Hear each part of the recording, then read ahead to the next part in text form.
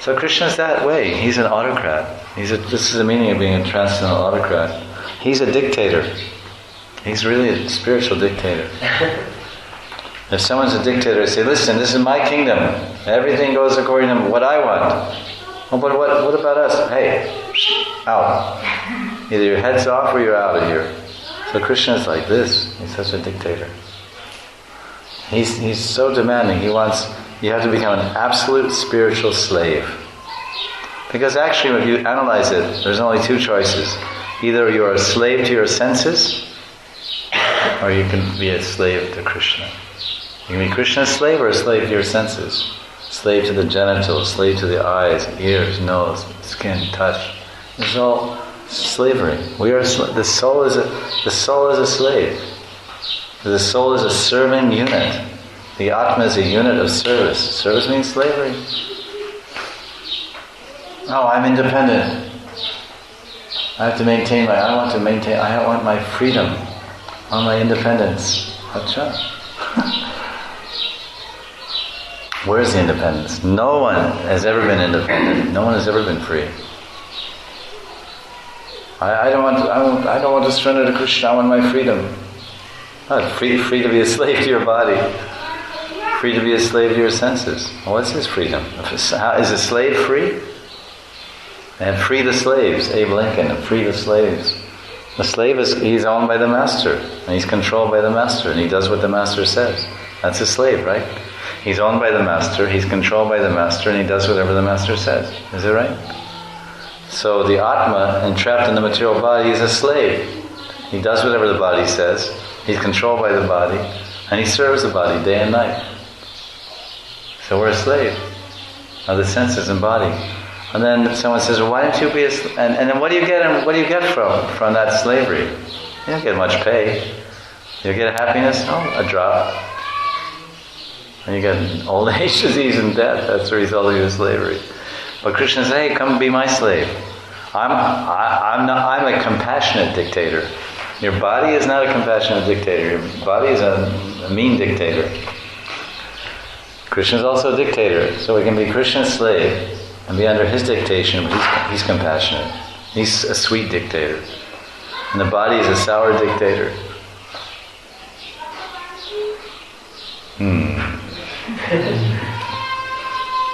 Is it right? You have to gradually realize this. Saying is okay, but becoming enslaved by Krishna. Krishna, do you want to know what bhakti means in a nutshell? Krishna, whatever you want, that's what I want. And nothing more and nothing less. This is bhakti. It's easy to write down. Very, very easy to write down. Write it on your forehead, right on the back of your palm. What is bhakti? My t-shirt was open. Bhakti means, what is it? Whatever Krishna you want. Bhakti means to fully accept and embrace the principle. Krishna, whatever you want, that's what I want. Nothing less and nothing more. But as soon as but I want, then it's mixed up. But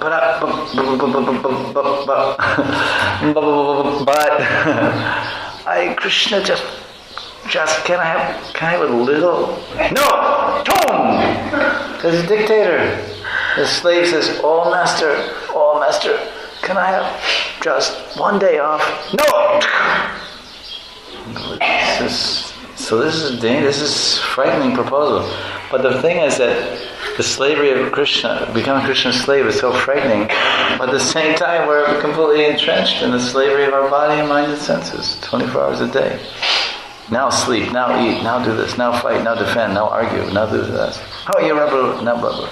It's God, we're just slaving. The soul is just being whipped. The soul is being whipped, literally whipped by the senses. The senses are whipping us.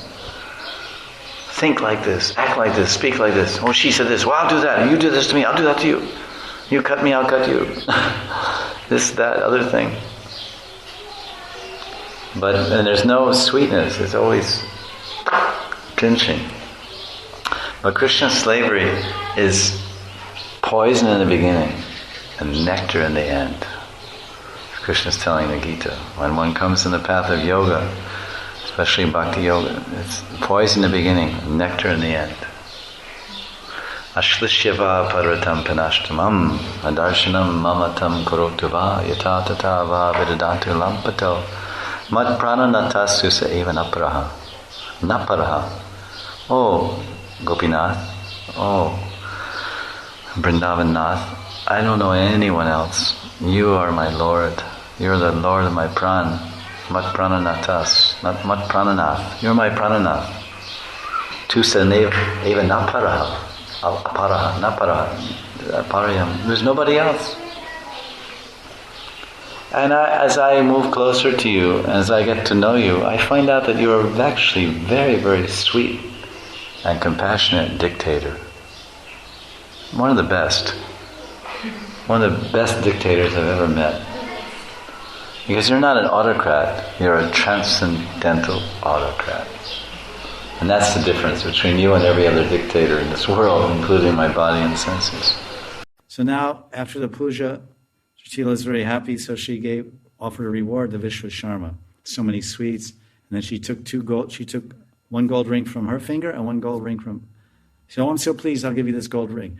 And she said, Radharani, you also give one ring. So then Radharani gave one gold ring, because there was going to be offered to Krishna. So then Jatila said, oh, Purohit, oh, Vishwasharmaji, oh, Shri Vishwasharmaji, please accept this dakshina. No, and it's from our side, for your wonderful puja.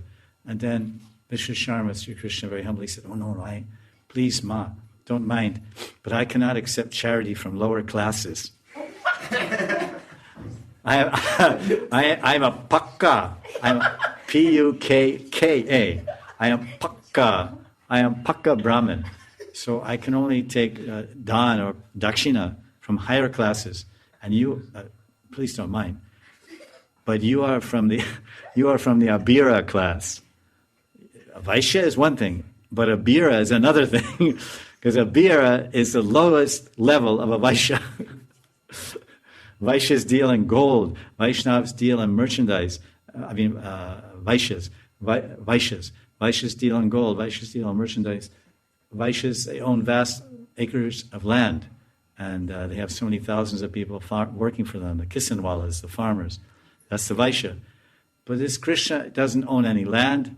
He doesn't grow any crops. All he does is toot, toot, toot, toot. He just plays this little flute and he runs behind the cows all day. And he gets a little milk and cream and yogurt and makes ghee, and that's how they get on. That's how they get by. So he's called Abhira. So it's in the Bhagavatam, 10th canto. Krishna's from the Abhira Kul. Abhira Kul means the family of Abhira. They're what we call in English nomads. Nomads means they wander here and there, like the Rajasthanis. Sometimes they come into town with thousands and thousands of sheep and a little bullock, little cart. Then they park it somewhere. And actually their system, maybe you don't know, we call gypsies. Gypsies, nomads. They don't have any fixed home. They just move with their animals.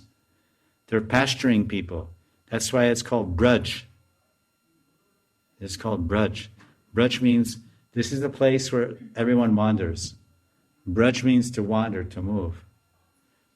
They don't stay in one place. It's not called Puri.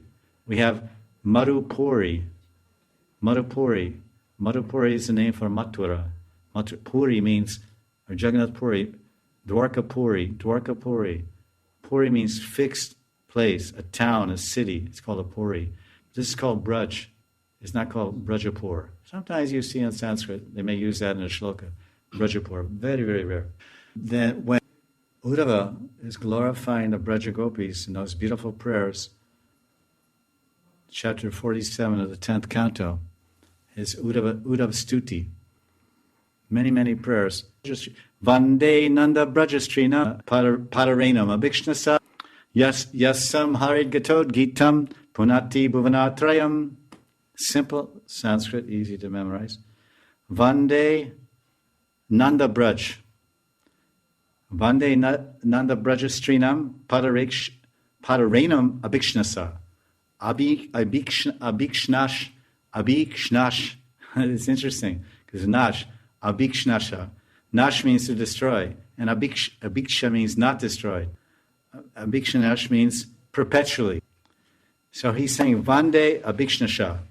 I perpetually means I eternally worship the padarinam, the dust of the street of the women of Nanda Braj. So here Vrindavan is called Nanda Braj. It's not called Brajapuri or whatever. So they're always wandering, they're just wandering around. So now the charity, back to Madhamangal's glories, and a few tangential other points. This is the nature of the stories over here. The thread is there, but there's many side avenues. Krishna said, I am a very high class, I'm a Pakka Brahman, I cannot accept this charity. And then Madhamangal immediately said, well, listen, if he won't take the charity, if he doesn't want those 5 kilos of sweets, I do. And if he doesn't want those gold rings, I got 10 fingers, put them on. I got 6 in this one, I got 4 in this one, I can take 3 more, all the Brahmins always have 20 rings all over the place. This planet, that planet, all the planets, every single planet, Moon and Mercury, and so we got the whole thing covered. And we just say, Radhe, Radhe, Sarva Shakti Mahi Radhe. She has all the power. She's a supreme powerhouse, as the Pandits say. Radharani, supreme powerhouse. This much English they know. So Madhamangal said, please, you give me. So then Jatila, so he gladly and happily took the dakshina, 5 kilos of sweets, and the rings. And the rings, he like all Brahmins do, he had his cheddar, and the rings he put in a corner of his cheddar, like widows, they tie in their sari, some keys or some money. He put in a corner like this, and so those 2 gold rings, and then they go like this. They tie it all up, and just to give it the last, they go like this. If you ever watch a Brahmin, he'll tie the corner like this, and then just, because, gold rings, ta, ta, double locks. Okay, now I'm good, You got it? You understand? So then, so now the 5 kilos of sweets, that's, if you put it on your cheddar, it'll just go, your cheddar will fall off your neck, if you tie it on one end. So the 5 kilos, he puts it where it counts. Right here. So now he's got a big fat belly, plus another big fat belly. He looks like he has twins. Madhamangal looks like he's carrying twins right now. He's like, wow, he's really... So now the puja is over. The puja is over. The spoof is over. Spoof? It's called spoof. Spoof means the joke, the trick. They did a trick on Jatila. The bogus pujaris, the bogus puja. Everything was bogus about the puja. The mantras, the pujari, the procedures, everything. But the thing that was good was the loving exchanges, and the fact that, and the good thing, and the real thing, the thing that was real, not bogus, was that Madhamangal made off with 5 kilos of sweets and 2 gold rings. Everything else was totally lying and bogus and cheating. But that was true. The ladus are true, and the gold rings are true. When Madhamangal and Krishna came back to the cowboys, they were in Gwalpakor. Gwalpakor is right after Kusum Sarovar and before Manasiganga. It's just there, maybe you know. You must be knowing Gwalpakor. So he came back to Gwalpakor, and then Balaram said, hey, where are you guys, what is all that big bulge in your stomach? I mean, I know your stomach, but you have your stomach, but there's something else sticking on top of that. It's none of your business, Balaram. No, come on, tell me, we're friends. Come on, don't keep any secrets. Come on, Batu. No, you're Abir, I'm Brahmin. I don't have to speak to you. Hare Maru. What is this now? Now all of a sudden you're a Pakka Brahmin. And Madhamangal was like, I don't care a fig for you. This is Balaram. Balaram's God. He's Balaram. He said, so Balaram, listen, Madhu, Madhu, he said, what is that? We would just tell us what it is. It's sweets I got in Dakshin for my puja at Suryakund. Acha, since when you became a pujari? I didn't think you knew anything except saying, more. You're eating and all you chant is more. The only mantra I ever heard you chant, Madhamangal, was more. Ordedo. Oh, Madhumanga, Mother Yashoda is serving the kheer. Oh, Madhumangalji, would you more kheer chahiye? Ha, jada, more. Acha. Okay, listen, Madhu. You have all those sweets, so many you must have. Why don't you open up and divide, and you enjoy, and we'll all enjoy. And then Madhumangal says, no way, and he goes like this. This means you're not getting anywhere. This body posture means I'm locked. It means I'm locked. I lock because heart is center of emotions. This is also in psychology, body psychology.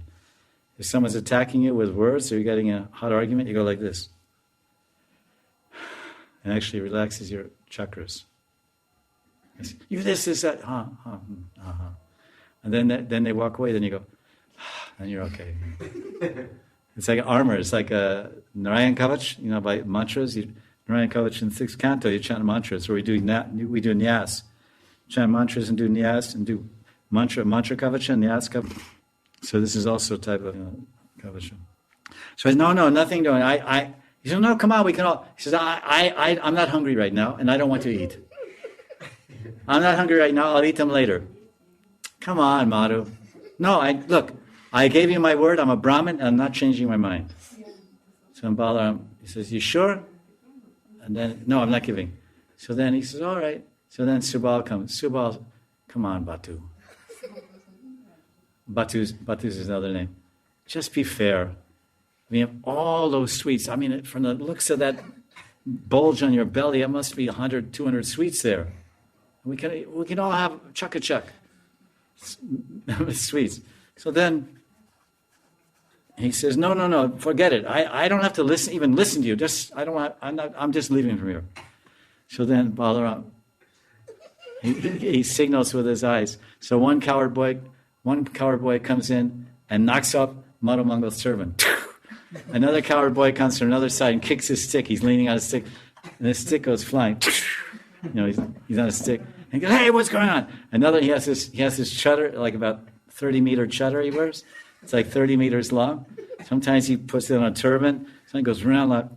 He goes around. If you ever seen Rasa lilas, the boys knock off his turban, and I've seen in a Vrindavan.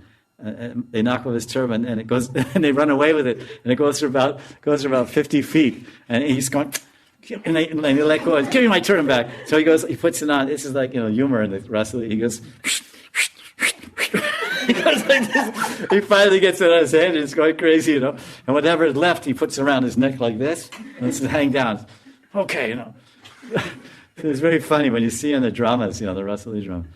So then they knock off his turban, they kick out his stick, and then he's going like this. And while he's inattentive, then somebody swooped in and grabbed his sweets and ran away with it. And he says, hey, what's this? And then while he was yelling, hey, give me you thieves. And then one boy came in and pulled the fold, the trikacha, pulled the front fold off his dhoti. And then another boy came from back and pulled the back one out. And then his dhoti's falling off, and he's yelling, my sweets, give me my sweets. I'll curse you, and my curse is irrevocable. If I cast my shop on you, you'll be in hell forever. I'm complaining to the king. You can't do this. You're stealing the property of a Brahmin. This is Madhumangal. So wherever he goes, humor goes with him. Laughter follows him. So whether you're with him, Madhumangal, or whether you're talking about Madhumangal, whether you remember Madhumangal, you'll feel happy mood. This is Madhumangal. Kinkri or Mandri or Paricharani or Anucharani. This means Radharani's loyal, trusted maidservant, her Padadasi, her Nija Padadasi of Radharani. So we say this Kinkari. So Kinkari means Kim Karom Mi. Kim Kara Ami. Kim Kara Ami. Kara means do, Ami means I, and Kim means what? What can I do? Oh, Devi, Saki, what can I do? What service can I do? How can I please you? This is Kim Karomi. And then it becomes Kinkar, which means a male servant, or Kinkari, which is a female servant. Any negative tendency that the jiva has becomes purified and becomes dissolved in the association of sadhusanga. Sarvasanga, Sarva Shastra Hoy, Lavamatra Sarvasanga, Sarva Siddhi Hoy. There's something invisible about a sadhu. It's called Sadhu Kripa. Lord Chaitanya describes in CC, Sadhu Kripa Bina. Bina Sadhu Kripa, so this verse is there, I can't remember, it's in CC, Sadhu Kripa. The term is there, Sadhu Kripa. So the sadhu's mercy acts like an invisible way. Like you have some sickness, and they give you some pill, some cold tablet. And you take, gradually fever gone, mucus gone, and then you're back to health. It's just some tablet going on, doing its work, you don't know. So when you're with the sadhu, we have so many bad qualities. Sadadambam hitva kurmam. This is the first verse. So we have this pride, and we have deceit and pride, and all these anarthas, and 18 coverings of the jiva.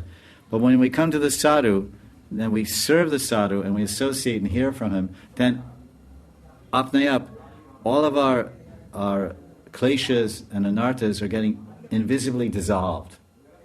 Just like the germs and disease that's causing our cold is getting invisibly and unknowingly removed from our physical system. So that's why I say just sadhu sangha. And sadhu sangha is not 24 hours a day. It's very rare. When you're there's different kinds of sangha, different levels of sangha. But when you're with the sadhus, you're hearing the Harikatha, or you're rendering personal service, you're carrying your deceit, you're carrying your pride, all these things, anarthas, called anarthas. We're carrying them with us. But we just, when we're with the sadhus, then we enthusiastically hear, or enthusiastically serve, and then by the kripa, anugraha of the sadhu, then all these anomalies gradually dissolve. You may be deceitful in your dealings in business, still you're deceitful. You read Madhurya Kanamani, it talks about the increase in bhakti and the decrease in maya. It's like in 6 showers, 5 or 6 showers.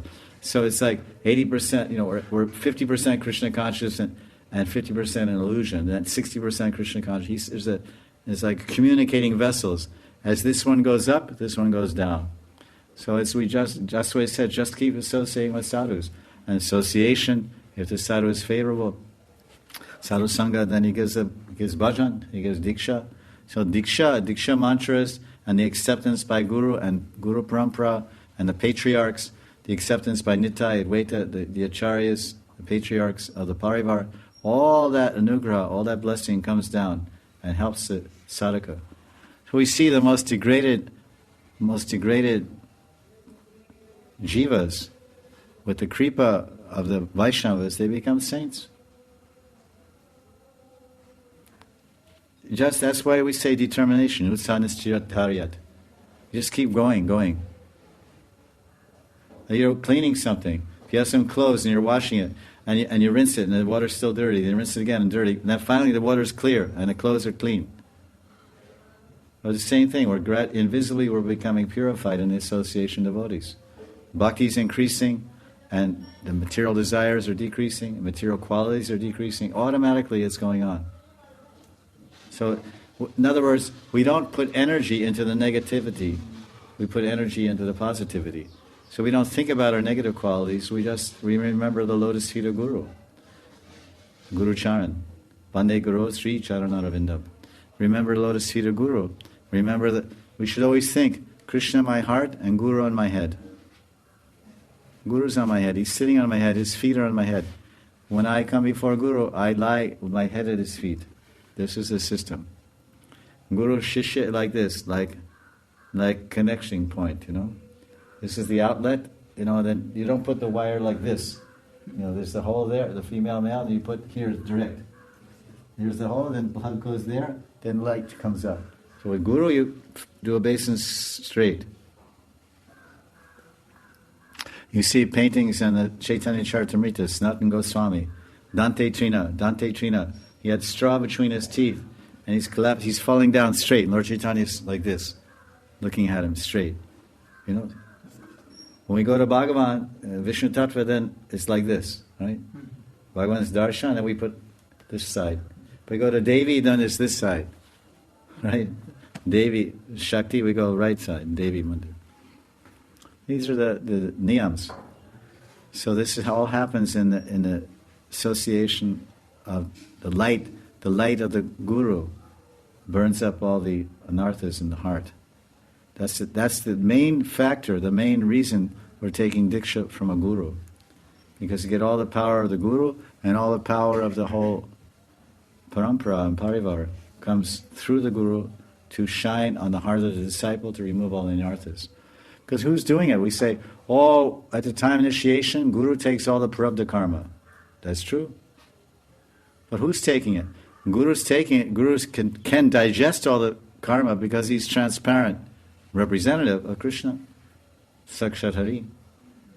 Krishna is telling in Gita, you surrender unto me. How do we surrender to Krishna? We can't see Krishna, but we see Guru. So we surrender to Guru. That means surrendering to Krishna. Krishna says, surrender to Guru. Tavadi pranipatena pariprashnena sevya. He's saying pariprashnena sevya. He says, you lie at the feet of the Guru. Pranipatena. Dandavats. So Guru, we can't see Krishna. I surrender to Krishna. Where's Krishna? He's in the sky, he's in my heart, he's everywhere. Sarvagata. But the Guru comes. So Krishna says, Sarvadharman pratyaja mamekam sharanam vaja. Ham tvam sarvapapavyo. Aham tvam sarvapapavyo. I digest and take all your sins. Aham sarvapapavyo. Aham, I. So the I, the Chaitya Guru I becomes the Acharya Vapu. There's Chaitya Vapusha, Acharya Vapusha. In the 11th canto, Uddhava is telling, oh Krishna, you're so merciful. You come inside as, he says, Acharya Chaitya Vapusha. And Vapu, Dui form, Dorup. Antaryami Bitar, Paramatma, then external Guru. So internal Chaitya Guru sends Kripa as Guru. So now we surrender to Guru. So Guru, aham tvam sarva papebhyo. Sarva dharma pratyaja mame kam sharanam braja. Mame kam sharanam braja. Go, braja, take shelter of me. Me means Guru. Me means Guru. Mam means Guru. Guru means Mam. Mam means Krishna. Krishna means Guru. Guru means Krishna. So now you take shelter of Krishna. Ham sarva papebhyo. So Guru takes all your prarabdha karma, which means Krishna takes it. Otherwise, if the Guru has 5,000, 10,000, so many thousand disciples, he'd be burned up he'd be totally dissolved by the weight of all the sins of his disciples. It's even told in Chaitanya Bhagavat, to give you an example of the power and prabhav of the pop of Madai, Jagai Madai. Lord Chaitanya, he gave a tulsi leaf to Jagai Madai, or to Madai, and he said, because he threw the pot, Madai threw the pot, hit Lord Nityananda's head. So he said, you surrender. Oh no, I'm so sinful, I can't touch you, I can't surrender. No, I give you this tulsi leaf. And you offer this tulsi leaf. You take sankalpa. You take this tulsi leaf, you put this tulsi leaf in your hand, and you give it back to me. You take sankalpa. Your sankalpa should be, I, Jagai Madai, we will stop all our sinful activities, and from this day forward, we will serve the Vaishnavas, and serve Hari, and serve Guru. You take the sankalpa and give me the tulsi leaf. So he did, and he gave the tulsi leaf. And he said, at that moment, Lord Chaitanya turned black.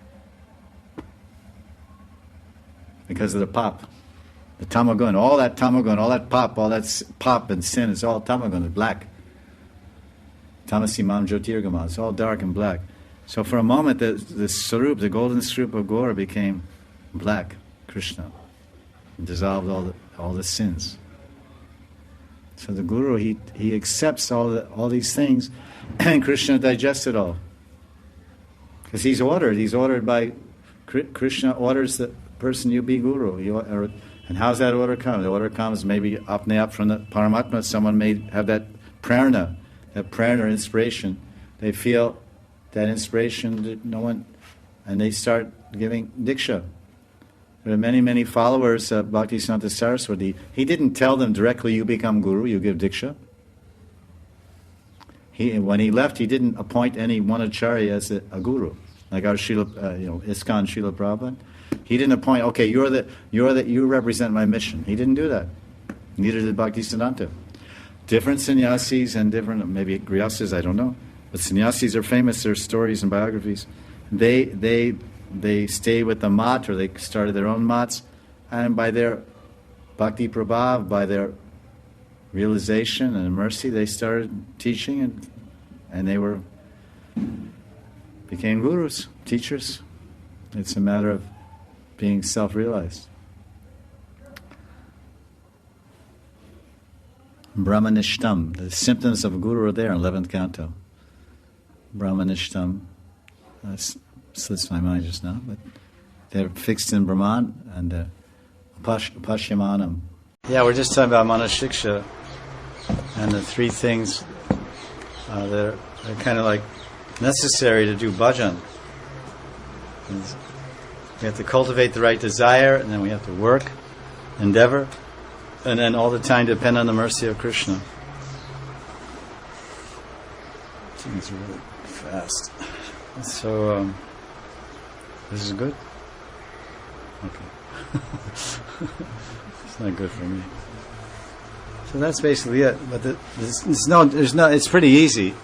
The answer would, if you thought about it, you could have answered yourself that is it endeavor, is it desire, or is it mercy that's most important? It's mercy. Just like, for example, somehow you get mercy from God, He leads you to Guru.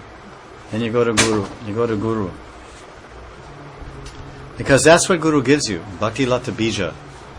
Guru Krishna Prasadi Pai Bhakti Lata Bij. Brahmanda Brahmatikon Bhagavan Jeev Guru Krishna Prasadi Pai Bhakti Lata Bij. The jiva is wandering all over the universe, Brahmanda. Finally he meets Guru, and Guru gives Bhakti Bijam. Because we don't have Bhakti inside of us, it's not there. Otherwise then Guru is superfluous. So the Diksha means if we already have Bhakti, if I have money, I have 10 lakhs, then I don't need to go to you and ask for 500 rupees. Oh, can I have 5? You have 10 lakhs, why ask me for 500?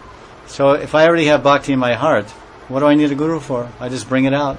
I just get some books, I read some books, and I get some tape of Prabhupada chanting Gayatri Mantra, I listen to it, okay, now I'm Prabhupada's disciple, I heard the Gayatri Mantra, and I put a thread on, okay, I'm a Brahmin, and I study the books, and Bhakti will come out and I get prema. Never.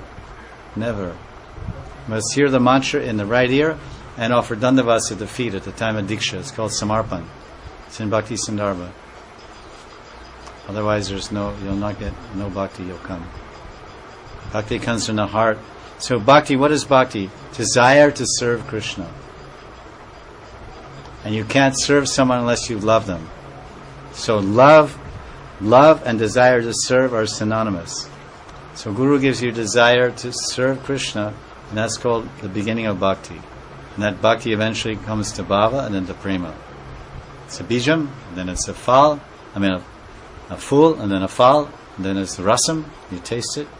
At the level of bhav, you taste rasa, bhakti ras, prema ras. So mercy is everywhere. So mercy, then you practice Vaidhi Bhakti. Then somehow, if you really have intense, so they're all. It's not like they're all interdependent. Let's not intertwined is a better word. They're all interconnected. I would say, twined, connected, same. Interconnected, but without mercy, the other two don't happen. So once there's mercy, mercy's there and always in the background. Every moment, mercy's coming. Like air is always there, otherwise we're dead. As soon as we come out of the womb, the doctor slaps us because inside the womb we're not breathing with our mouth; we're breathing with our belly. It's called umbilical cord. Umbilical cord is going to the mother. Air's coming. Baby's he's in a sack. He's not going anulam vilom. The baby's not doing pranayam. So he's breathing through his belly. So there's umbilical cord. So when he comes out, then it's like he's got to start working, man. He's got to start this heart's moving. Otherwise he's dead, and in the womb his heart's moving, pumping blood, but his lungs are not moving. His mouth is closed. Follow. So that's why they slap him. Hey, guess what, man? You got to turn your lungs on. Boom. First thing he does is cry, like, oh, where the hell am I? We turn on the lights, man. It's so bright out. Where's my shades? It's like it's like bright in those Those hospitals have 10,000 watts of lights and poor babies. That's why he cries. Hey, man, it's like if you're in a movie theater and you come out and a cop shines a flashlight in your eyes, it's like, hey, give me a break, man. You know, it's not a nice thing. So the mercy, so now you're doing Vaidhi Bhakti by the mercy of Guru. You're trying to serve Krishna and develop your attachment and love for Krishna. But then there's Vaidhi Bhakti, then Raganuga Bhakti. But Vaidhi Bhakti doesn't turn into Raganuga Bhakti. Just like the conditioned soul doesn't turn into a devotee. He has potential to serve, but he doesn't have any ability. It's like potential energy and kinetic energy. A seed, because he's part of Krishna, and his Sarup Lakshana, the characteristic of the Jiva, Jivara Sarupaya, that Sarup means Sarup Lakshana.